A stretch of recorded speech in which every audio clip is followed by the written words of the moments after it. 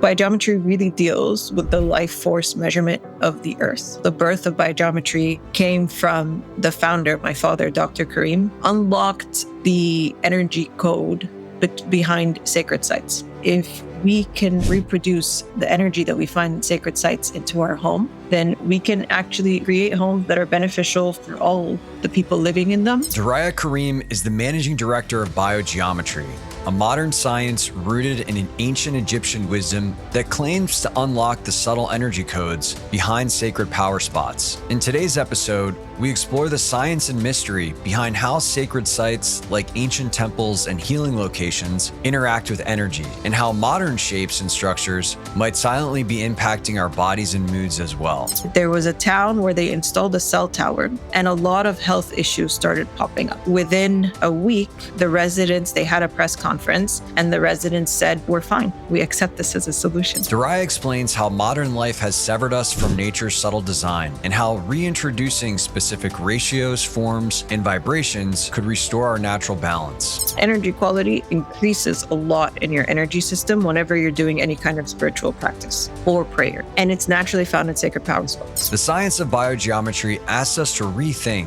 our spaces, our bodies, and even our phones as energetic ecosystems. A lot of the ancient building traditions didn't have the same problems that we have today. When we begin to understand everything through a vibrational language, we can actually modernize these schools as well to have solutions for these problems.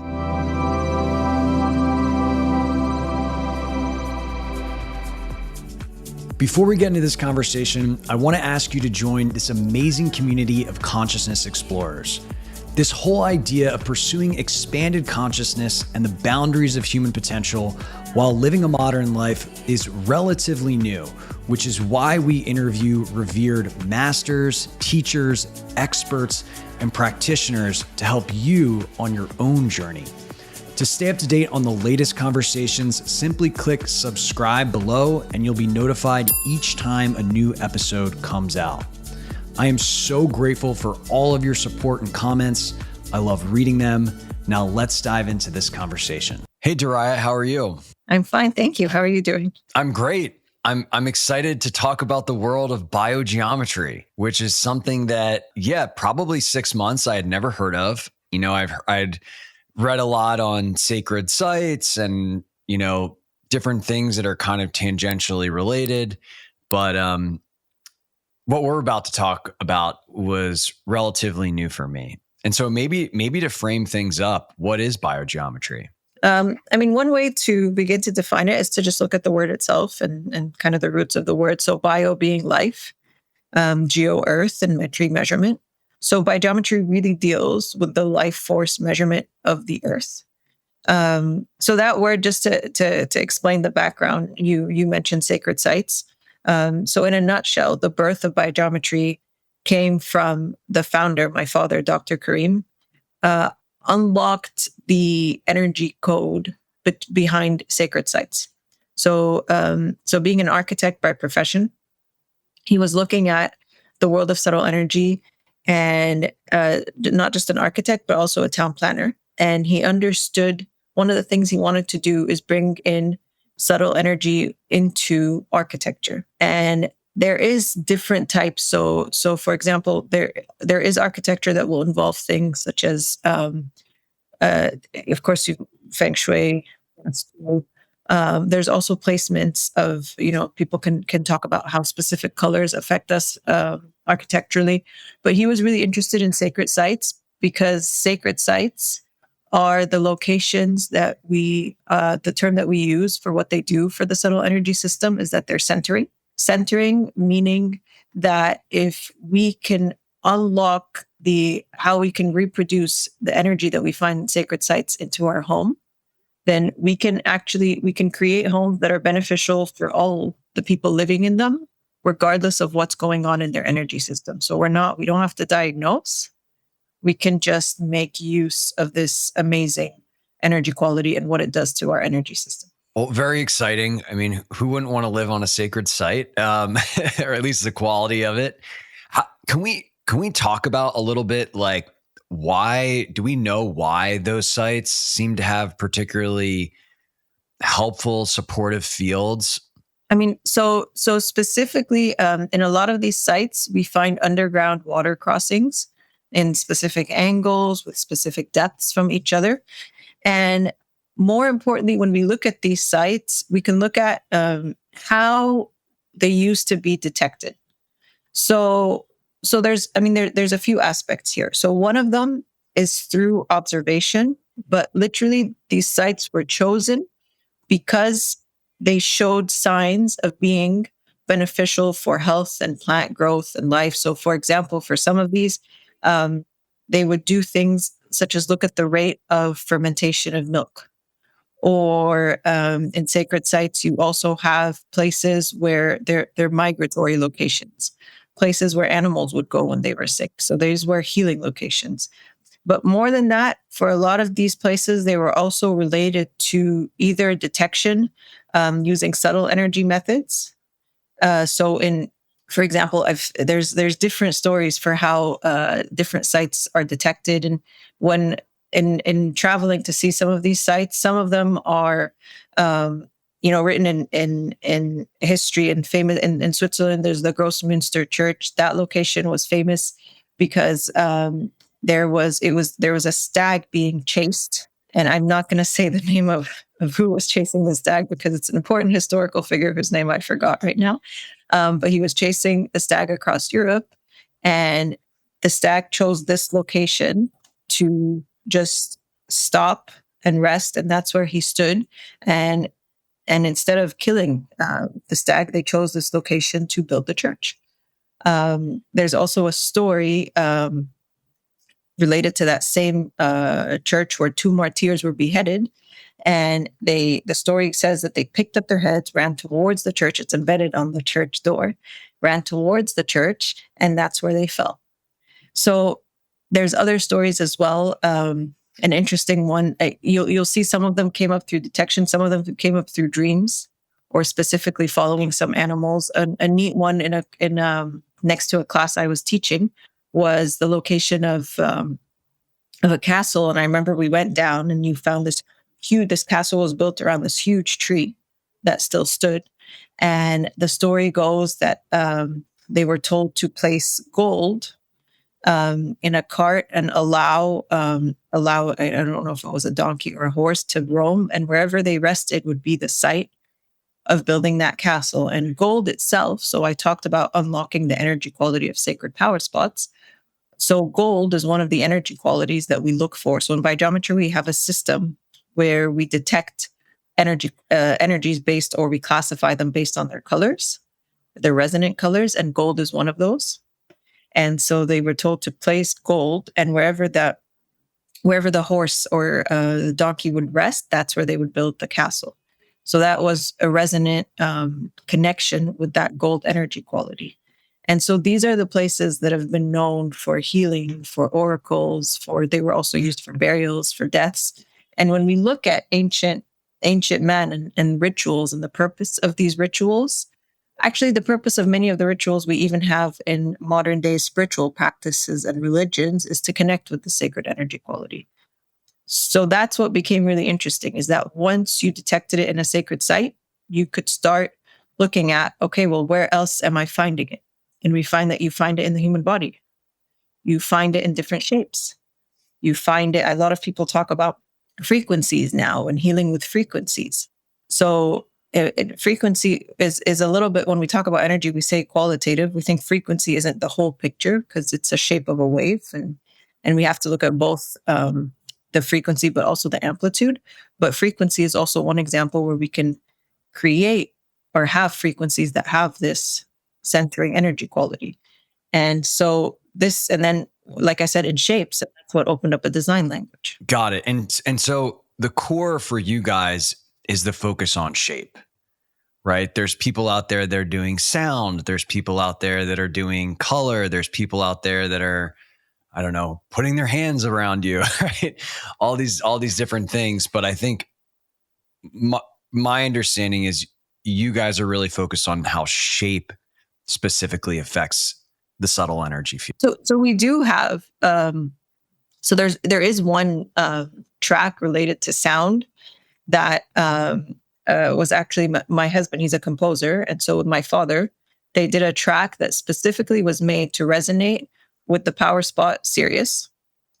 And with that, with that, we have done, we have worked with music as well as developed instruments using, developed instruments with a colleague that are based on biogeometry. So they're shaped specifically using biogeometry principles. So even a guitar, for example, is shaped using biogeometry principles. But one of the interesting also things that we've done is it's actually called the Silent Sound CD.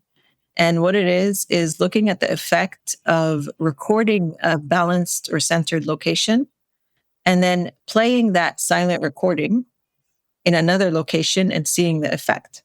So this is actually a really neat trick for anybody listening, because I mean, we do offer lots of solutions, we offer different things, but this is a neat trick that anybody can do.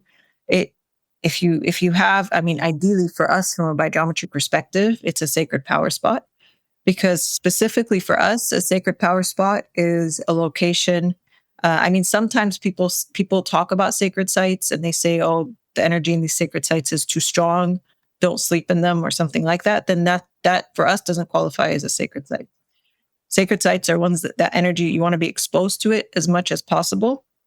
So if you're going to any of these sites and you are sensitive to feel the locations where you can feel a little bit of a shift in your energy system, just take out your phone and record that site, record the area that you're in, record where you're standing. Or if you just go out in nature and go out, if you're somebody who spends a lot of time out in nature, start observing a little bit and start looking for these areas that really feel like they have so much growth and life, and you feel really good in there. And also just start recording these. And then if you're doing some kind of meditation, or you feel like you're sitting at home and you're running low on energy, then you can actually play that track. So Doreya, I think it seems like this idea that shape can impact the subtle energy field and environment has pretty much been unacknowledged or ignored by our modern way of living. What are the implications of this, and what are the things that we can start to do to ultimately live in a more harmonious and supportive environment? So, I mean, we were just talking about, so shape being the cornerstone of biogeometry, and shape is, I mean, I gave some examples of working with sound, but one of the reasons that we work with shape is because shaping the environment or designing the environment is one of the easiest ways to have a permanent effect. So yes, you can work with the smell, for example, but that's going to be difficult. You're always going to have to be infusing the smell. I mean, this is also something we've done consultations where we've shaped essential oil diffusers for companies. But again, it's something that's more difficult to be constantly having in your field.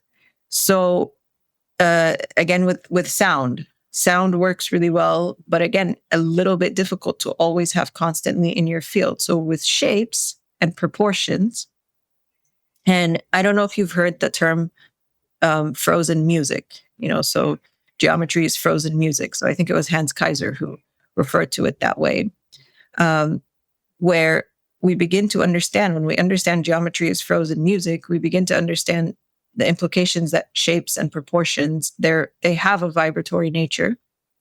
And the proportions and shapes that we work with exist in the human body as well. And so there's a certain resonance that occurs whenever you use these centering proportions and shapes, and you get these balanced environments. So the implications of not being aware of this, I mean, I'll talk about our most famous research project. And the most famous research project that we had was actually in Switzerland. I'd say the most internationally known one. And this happened in Switzerland. So my father, who I had mentioned is the founder, he graduated from ETH, which is the technical school in Zurich. And in Switzerland, there was a town where they installed a cell tower, and a lot of health issues started popping up. And the residents were very much angry about this and basically threatening to take down the tower unless a solution comes, unless somebody comes up with a solution. So, being that my father had graduated from, he that's where he got his PhD. So he knew, a few people knew of his work, and so they asked him if we can come and install some shapes on the cell towers over there. So it was more than, I mean, I'll add that the biogeometry solution was looking at more than just the cell towers. It was what we would say more of an environmental solution. So there were shapes in the cell towers, and then a few shapes as well installed in some homes and around nearby. But basically, within a week, the residents, they had a press conference, and the residents said, "We're fine. We accept this as a solution." And years later as well, they so there was an independent study conducted by the Building Biology Institute there, who showed the difference that biogeometry did in the quality of life of these residents. Now, there was a few things that were really interesting. So, of course, for some people came out and said, "Well, this is a placebo effect." So that was really easily answered by the fact that a lot of the changes showed in the ecology and with the animals. So one of the problems that they were dealing with a lot was related to their cows, and having stillbirths and other issues which were resolved. And so actually that was followed by a TEDx talk in Cairo, where it was titled, "Why is the Cow Smiling?" Where Dr. Karim said, if it wasn't for the cows, people would have just said this is a placebo effect. But the really interesting thing in the study is that there was two interesting aspects. So one, at first, the residents were complaining of a lot of their physical symptoms. So when they first said that they needed a solution, it was related to a lot of physical symptoms that were coming up, things like headaches, back pain, just a whole different range of symptoms. I mean, for those interested to see all of the symptoms I'm talking about, they can go on the website and look at research. And then they came in and they said, okay, but more than these physical symptoms, there's a lot of mental symptoms that we're also complaining about. More agitation, more fighting. And this was also, from a biogeometry perspective, it's important to note that where the tower was installed was in the church. So from a biogeometry perspective, and from their perspective as well, this actually also created a little bit of a break in the community, because the church was the heart of the community.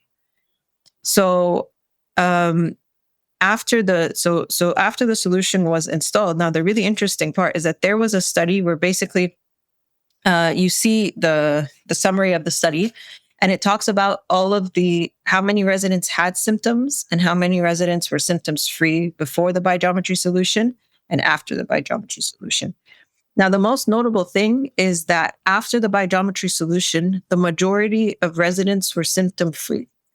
Now, this is interesting because it's very unlikely that you're going to meet anybody who really tells you today, "I'm symptom free." When we talk about things like sleep, we're talking about things like, anxiousness, stress. So this became, basically, we showed it as a quality of life solution. And so going into a lot of, when we're presenting biogeometry a lot of times, and people want to know, great, so what do you bring to the table? We show them that this should be the reality. We believe that by bringing in that subtle energy dimension where we acknowledge that the human being is multidimensional, and we acknowledge that we can use, not just biogeometry focuses on shapes, but through what we call the physics of quality, we can understand that shapes are in resonance with colors, with sound. So we can understand kind of the resonance between all of our sensory experiences. And if you bring that into your built environment, then we believe that your normal can be symptom free. Well, I think our normal is quite unnatural at this point. And I think, we've kind of accepted a lot of these suboptimal ways of experiencing life.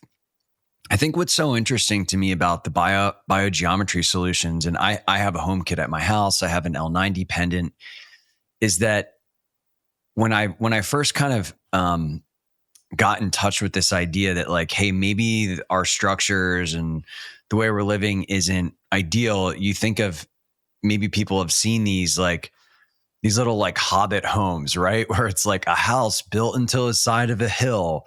And, it just seems like so far away from what modern existence is like. And the elegance of just a small shapes, putting them within your home or putting them on a cell tower, and that kind of diffusing the negative impacts is just really, really awesome.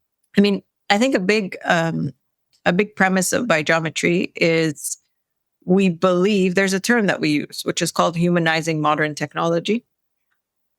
And so one of the things that we talk about a lot, so we talk about a lot of times people want to know, how did we get here? How did we get to here? And whatever, you're talking about is here, but kind of a little bit of this mess that we're in right now. Not to say that it's all bad.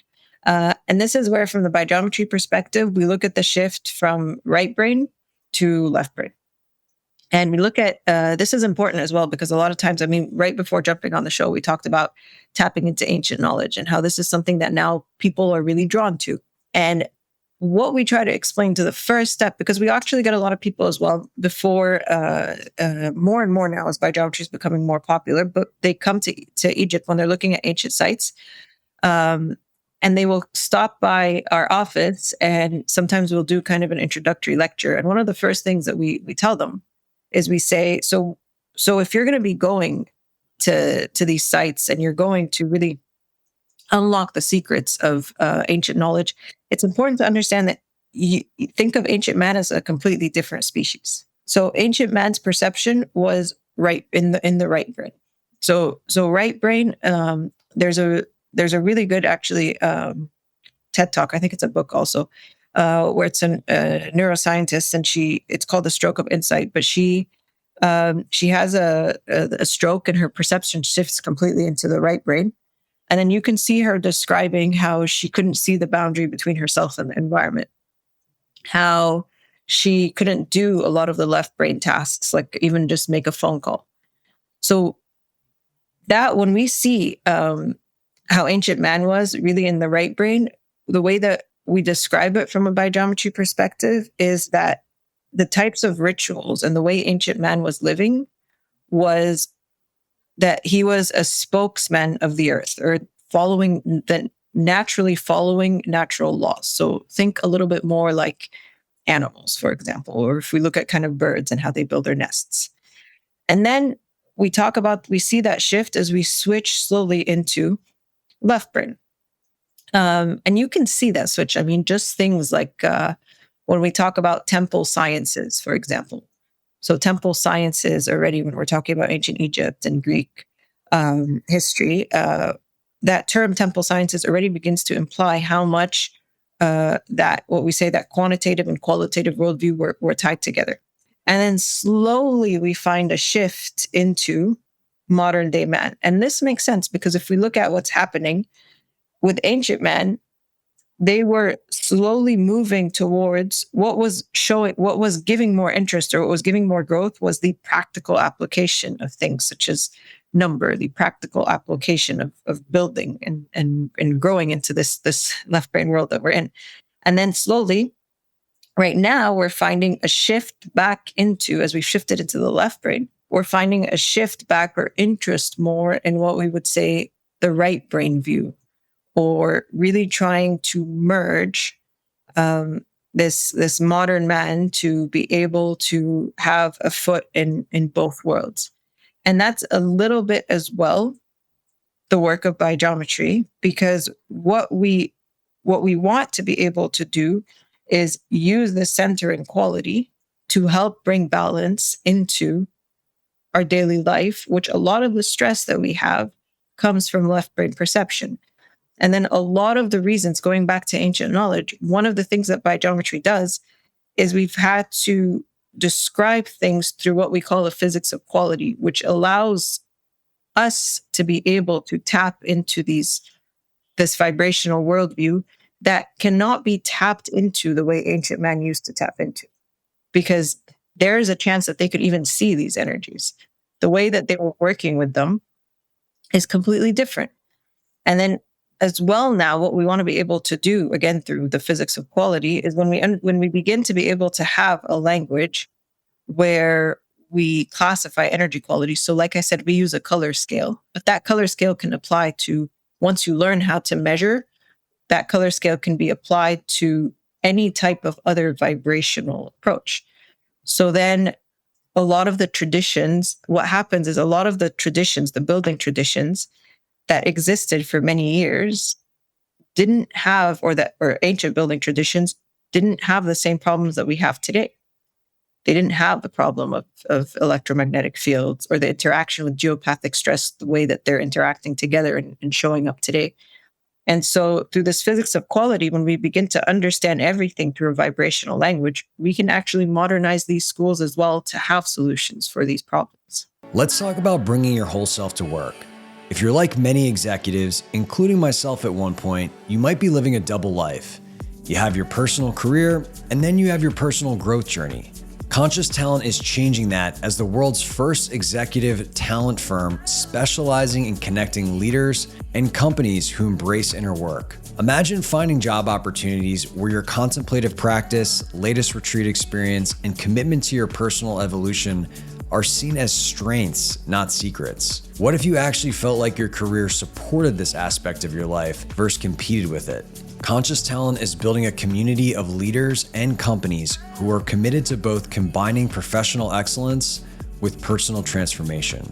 If you're ready to merge your two worlds with a fully aligned career, join the movement at conscioustalent.com. Here you can sign up for our talent collective to stay on top of future opportunities or find your next transformative team member.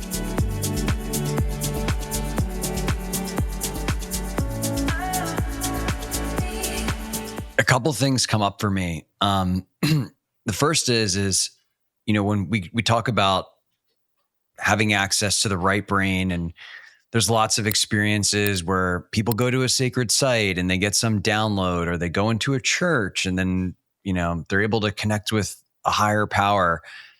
Is that part of what kind of implementing biogeometry principles in our homes makes it easier for us to access that stuff? Yes, I believe so. A lot of times it's hard whenever we're accessing information, it can be hard to know the source of this information that we're accessing. So sometimes you're not sure if it's from within the subconscious or if it's coming from a higher source. But what happens is in these sacred sites, they were used specifically for these, like I said, I had mentioned rituals and oracles.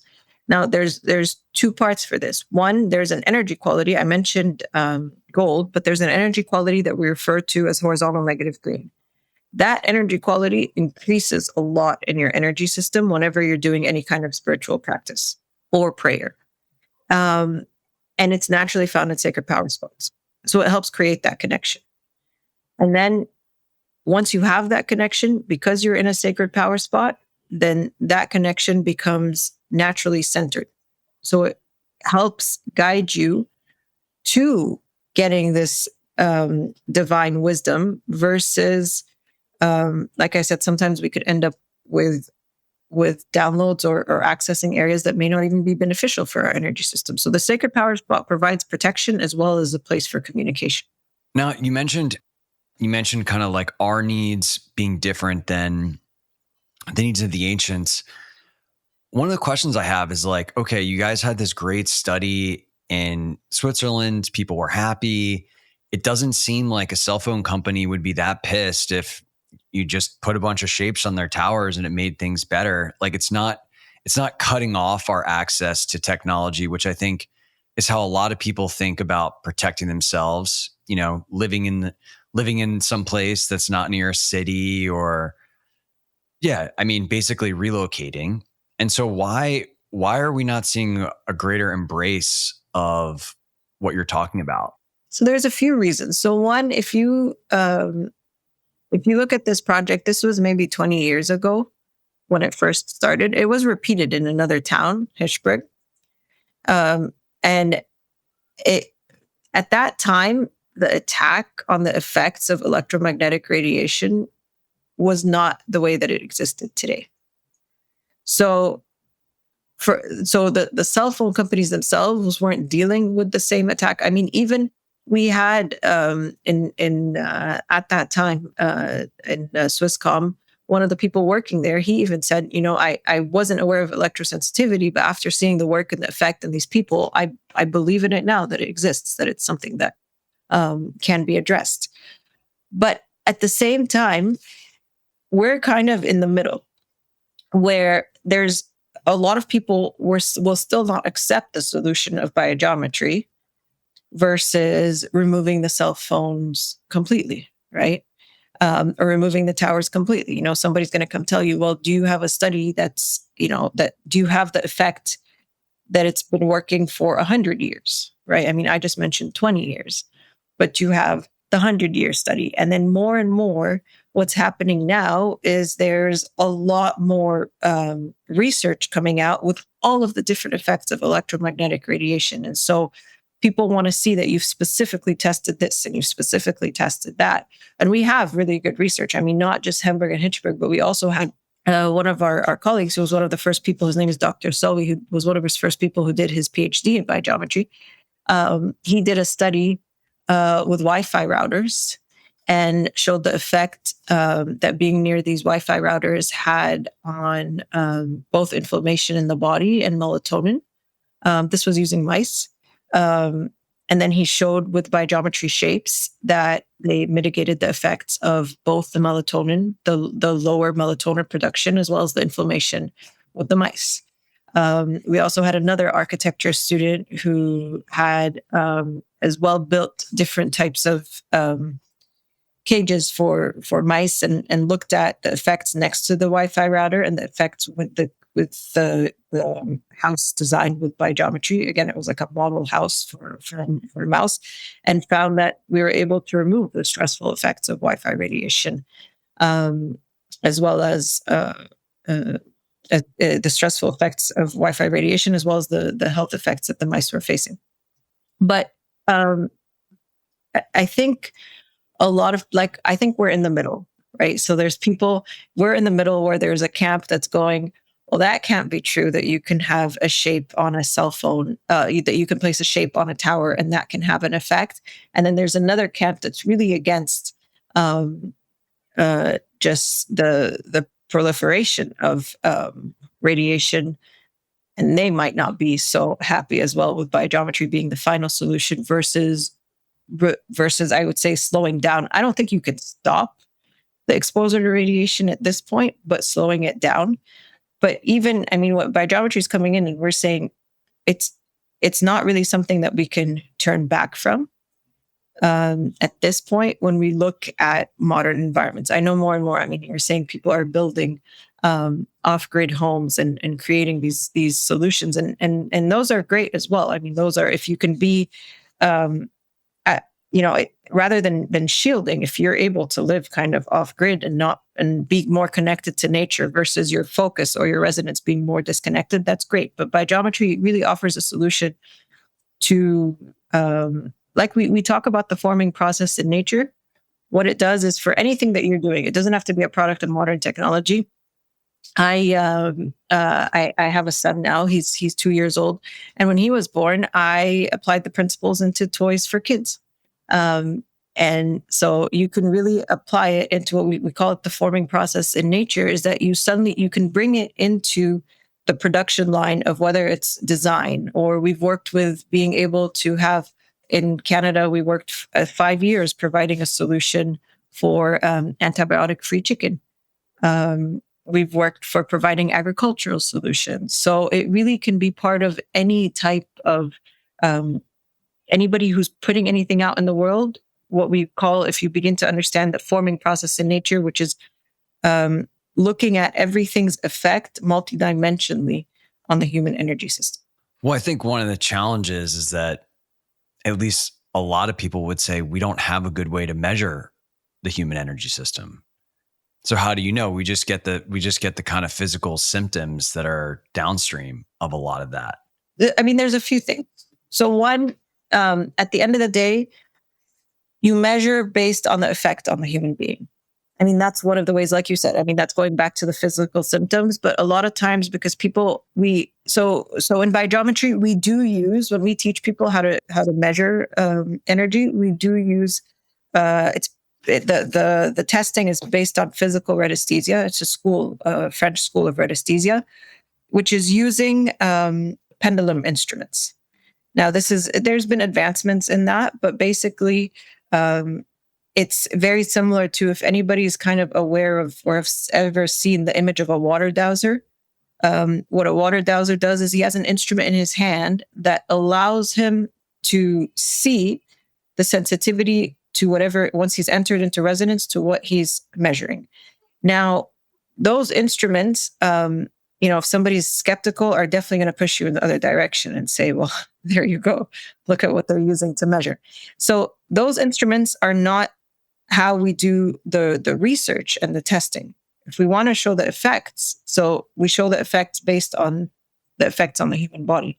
So that could include, like you said, testing physical symptoms. I mean, that's what it involved in Hemberg and Hitchberg. But the main point there is you can have scientific studies with biogeometry, but I mean, for us, the pendulum is the quick tool in order to reach the solution, and then you can have the testing. So biogeometry was actually part of. They did a national study on solutions for hepatitis C at one of the universities here, and they were including all the possible interventions, whether alternative or the medications that were available, and they invited biogeometry to be part of the study. I say invited because technically with biogeometry, there's shapes that we're wearing on the body. So it's not really something that you can say needs to be medically approved. But we went into the study, and in the preliminary phase of the study, biogeometry normalized 90% of the liver enzymes. And for those who were able to afford testing for viral clearance, more than 90% of those who tested showed viral clearance. So from the biogeometry group. Now, that study was discontinued, but what ended up happening is once these results came up, the dean of the university actually went out on national television, and he said the results, and he actually said, there's something here and we need to study it because we're seeing the effects. And we're seeing the results. And that's actually how, so I think that's also important to note, is that none of the products that we offer, biogeometry never set out to be a company that sells products. The reason that the pendants came out was actually from that study going out on national television. And the reason that the home kit came out was actually from the published study of Hemberg and Hitchberg, which I mentioned. People were showing up.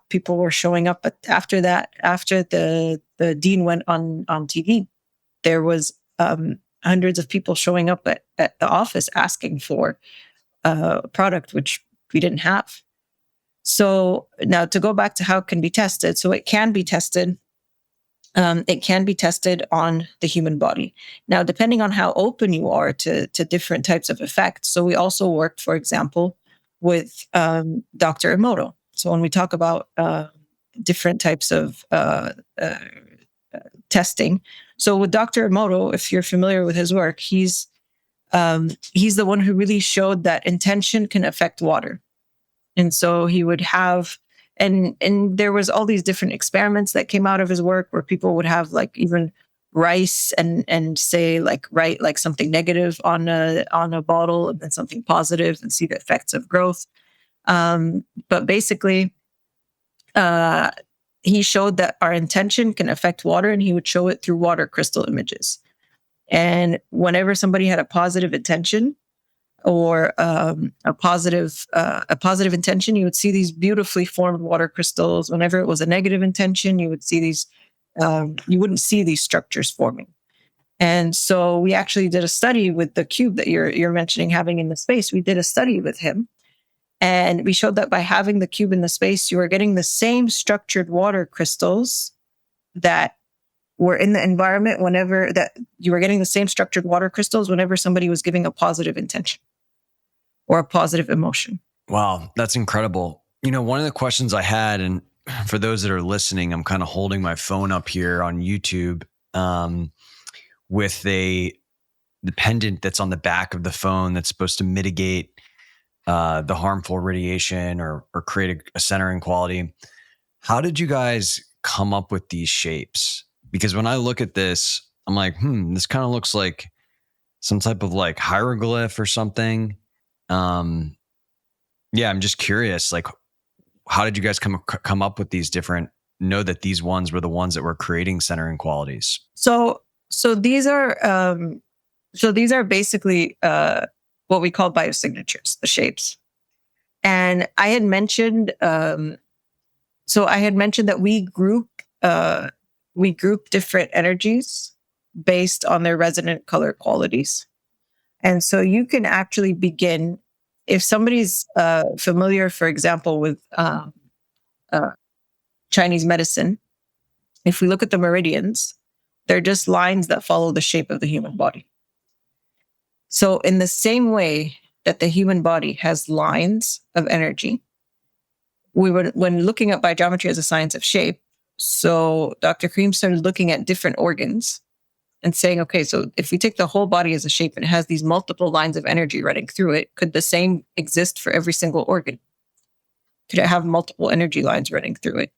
And so he started tracing the energy lines related to these organs and using design principles to adjust them so that they all have BG3, so that they're all bringing that centering quality. And basically, when you bring them into the energy field of the body, there's a resonance that occurs because that's an energy flow that exists in your body, and it begins to correct and balance it. And so with these shapes, we can detect the imbalances that happen in the body whenever you're bringing your cell phone close to your body, and then start finding the shapes that will bring it back into balance. But one of the things for people to, so we have these instruments that basically you will, to measure every color, you turn an angle. Again, they're pendulum instruments, but you turn an angle, and every angle gives you a different color. You can adjust to a different color quality in the body.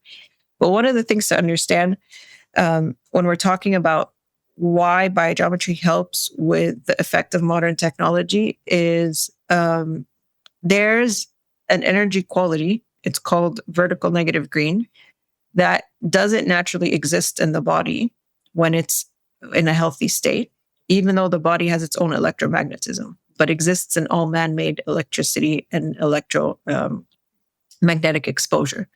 So what biogeometry does, what the shapes do when we add it, is by using the centering quality, you can no longer detect this vertical negative green. So your body can no longer detect it. So we remove that state of stress that it's in. And then, I mean, you were asking about how we can go and talk about the human being being multidimensional and how we can measure that. And just, going back to that, I'll also add, I mean, we've also had studies. There was one thesis for creating related to depression, and that was actually measuring serotonin levels as well, with biogeometry shapes basically having the same results as better or the same results than the main medications that they were using for low serotonin. I know this is just what's not all depression is related to serotonin, but it's an example of neurotransmitters coming back into balance, even though it's one of them. But to go back, I don't know how deep your listeners kind of want to go into the rabbit hole. Let's go into the rabbit hole. Why not? The idea of being able to detect, a lot of people think, for example, okay, so if I'm going to start measuring multidimensional energy, how, these terms sound like I'm just throwing them out. But if you understand where to look, then you can understand how to measure these. So when we talk about a design principle, first of all, BG3 is at the center of a circle. And then if we look at that, we begin to understand that the center of a circle actually doesn't exist on our physical plane.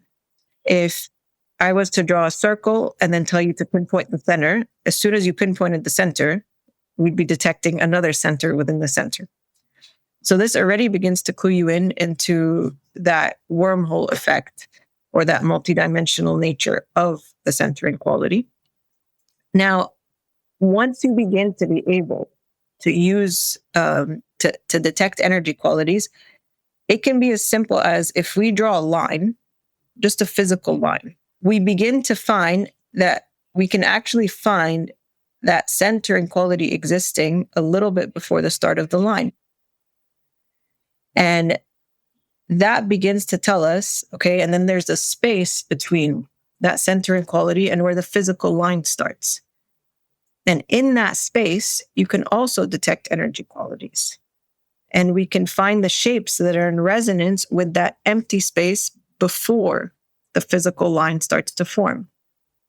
So that starts giving you a clue as to how we can say that we are detecting or measuring the body on a multidimensional, using in a multidimensional way, because we have access to, again, what I refer to as that forming process to find the shapes that are in resonance with those levels.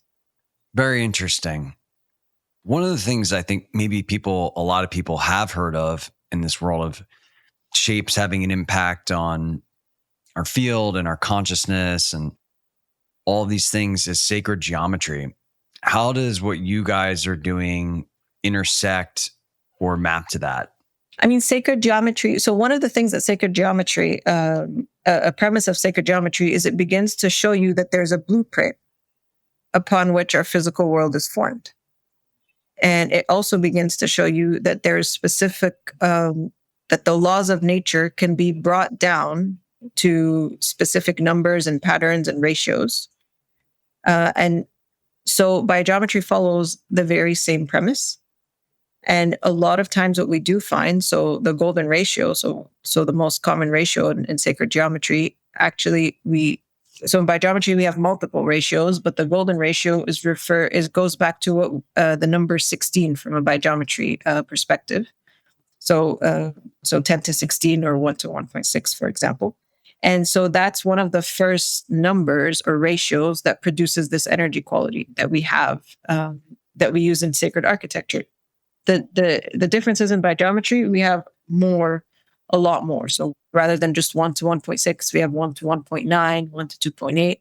And then the other thing is the measurement system in biogeometry. So at the end of the day, no matter what we do, we're looking for the centering effect. So we don't just give specific laws and shapes. We do teach how to design with biogeometry. We do give proportions, but we expect students or practitioners to be able to detect this quality so that they can ensure that what they're doing is actually producing that effect. So we expect them to be able to detect the effect on the human body whenever they're creating a biogeometry design.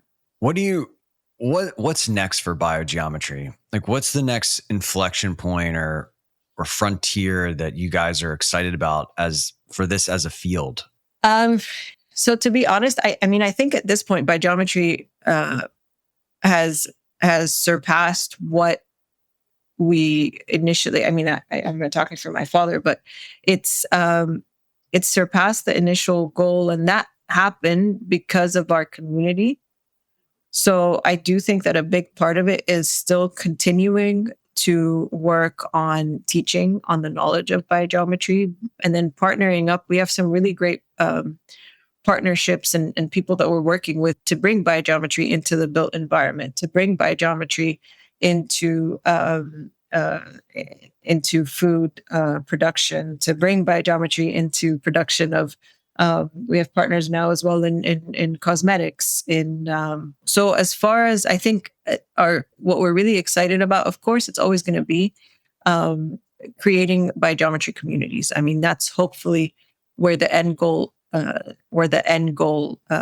is. But I think we're also really excited about our community and all the people who want to work with us, because that's how we can bring biogeometry into all the different fields. Yeah, well, I think it starts with awareness, and it's kind of like in my example, I heard about you guys on a podcast. I got a home kit. I got some of the other stuff. I got a pendant and cell phone biosignature, and now we're talking, right? And then maybe some people will listen to this and do the same thing. And yeah, that's just kind of a gradual awareness build. And I think maybe to close here, if people are excited to, okay, I buy into this, I'm interested, what are the first steps they can take and where can they do that?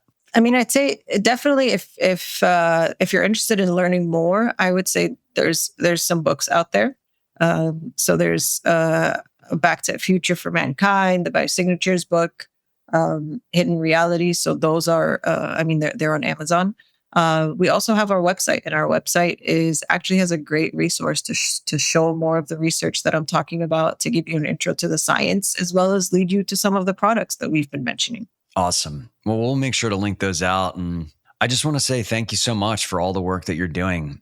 It's really amazing and exciting. And I'm excited to continue to follow along and experiment with a lot of the products and things that you guys offer myself. And I encourage people out there, if they're curious about it, to do the same. No, thank you. Thank you for your time. Awesome. Well, thanks everybody for listening, and we'll see you on the next episode.